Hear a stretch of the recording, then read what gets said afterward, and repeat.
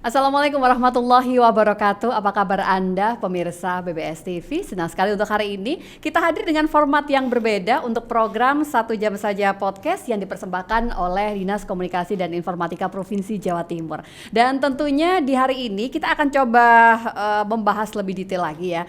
Karena kalau sudah berbicara memasuki era digital, ini yang namanya transfer informasi ini dengan begitu mudahnya dan memang bisa dilakukan oleh semua orang. Termasuk kalau kita coba berbicara di wilayahnya para santri. Itu artinya santri yang ada di Jawa Timur pun ini sebenarnya juga memiliki peluang yang sangat luar biasa bagi mereka untuk terus berkembang di era digital. Dan tentunya seperti apakah peran santri milenial untuk sekarang ini dalam memanfaatkan teknologi informasi di era yang serba digital. Dan tentunya kita akan coba dapatkan jawabannya secara langsung karena di studio podcast kita untuk hari ini saya sudah bersama dengan beliau yang merupakan Kepala Ponpes Salafiyah Pasuruan, ada Gus Abdul Aziz. Assalamualaikum Gus Aziz, apa kabar?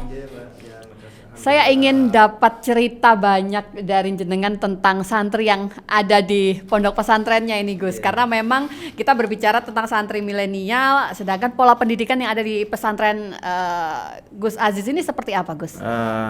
Kalau pondok saya yang bernama Ponpes Salafiyah itu Baik. memang aliran atau ajarannya mengikuti ajaran salaf. Ya, itu artinya gimana sih Gus? Ya masih menggunakan metode kitab. Baik. Ya kan, metode salaf ya, seperti halnya Pondok Lirboyo atau Pondok Sidogiri seperti itu ya. Jadi tapi kita tetap mengikuti dari sisi formalitas atau ijazah untuk anak-anak yang mondok di tempat saya itu ada namanya program muadalah. Apa itu Gus? Muadalah. Jadi persamaan ya, persamaan. Jadi anak yang lulus aliyah di tempat saya sudah disetarakan begitu ya Gus ya. Baik. Dengan anak yang lulus SMA di luar gitu. Oke, baik. Karena tadi sudah memberikan penjelasan seperti apakah Pondok Salafiyah, tapi kalau coba kita kaitkan Gus dengan era digitalisasi seperti sekarang ini, seperti apa ini menurut Gus Aziz tantangan para santri di era milenial, dan tentunya mereka juga harus terus berlomba begitu ya untuk terus memanfaatkan teknologi informasi ini Gus. Kalau anak santri di tempat saya itu nggak terlalu bersinggungan dengan teknologi ya, karena itu artinya gimana Gus? Karena belajarnya itu ya nggak pernah yang pakai komputer atau pakai kamera, enggak ya hanya ngaji manual, sorogan pakai kitab, terus membaca kitab. Jadi nggak ada yang hubungannya dengan teknologi. Meskipun sekarang ada lab komputer seperti itu, tapi nggak selalu anak itu memakai komputer. Ya kebanyakan atau hampir sebagian atau kebanyakan gagap teknologi lah kalau anak santri di tempat saya. Mungkin ya taunya HP, tapi kan ya mungkin taunya hanya akhir-akhir ini gitu loh. Oke, saya boleh tahu dong berarti Gus Aziz, apakah menurut Gus Aziz sebagai Kepala Ponpes Salafiyah Pasuruan, ini tuh kondisi yang ada di pesantren jenengan dengan kondisi yang ada sekarang ini sebuah tantangan tersendiri? Ya, karena ini apa?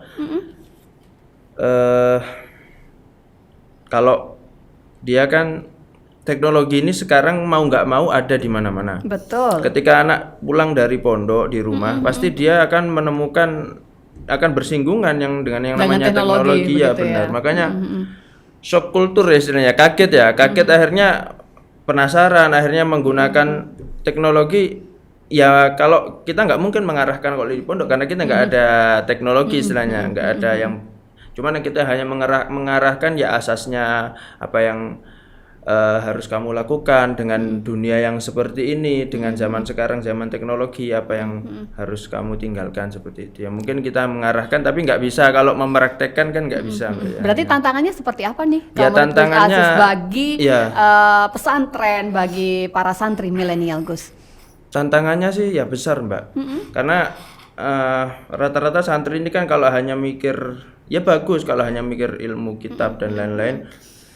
Tapi kalau ketika dia keluar terus bersinggungan dengan teknologi, dia nggak tahu apa-apa, tapi mau nggak mau misalkan dia punya gadget misalkan, mau nggak mau dia buka, nah kan rambu-rambunya kan nggak tahu maunya ya mau buka apa, terus dia ngapain dengan gadget ini, ya dari situ timbullah nafsu ya kan, timbullah godaan dan lain-lain, dan ya namanya Jadi setan itu ya. artinya santri-santri yang ada di sana itu coba dibekali terlebih dahulu, begitu Kak Gus? Iya, tapi nggak ini apa, memang susah ya karena santri kalau di rumah ya tetap kita, kalau atau keluarga pondok nggak bisa untuk mengarahkan, ya tetap mereka kembali ke keluarga ya, Oke. kembali ke keluarga masing-masing ya. Baik, baik. Sebelum kita lanjutkan dakwah digital dan sebagainya, saya ingin tahu dulu nih Gus, cerita dari jenengan di dalamnya pola pendidikan yang ada di pesantrennya Gus Aziz. Ini mungkin bisa diberikan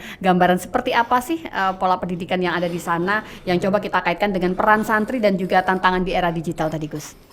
Kalau pola pendidikan,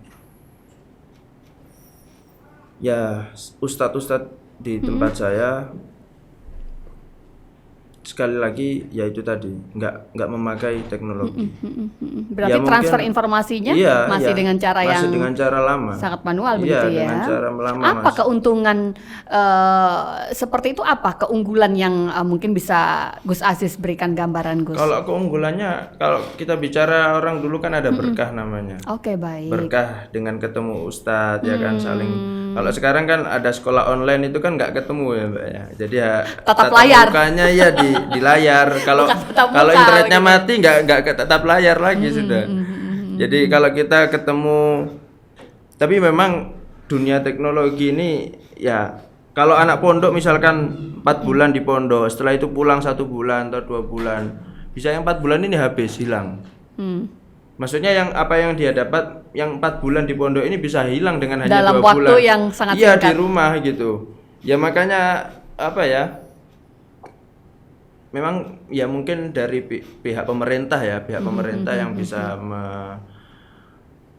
mengambil peran di sisi tersebut, karena santri nggak mungkin selamanya di pondok. Dia punya keluarga, punya teman, punya mimpi mungkin ya setelah keluar dari pondok, setelah selesai belajar, punya cita-cita, punya kepinginan apa Yang harus dilanjutkan setelah dari pondok gitu iya ya Gus iya ya. makanya kalau kita ya hanya memagari, hanya ngasih tahu gimana yang ini kan gitu, Sebatas ngasih membangun tahu. benteng tadi. Iya, membangun Menurut dasar. Gus Aziz, peran pemerintah yang seperti apa yang harusnya coba hadir di sana Gus? Mungkin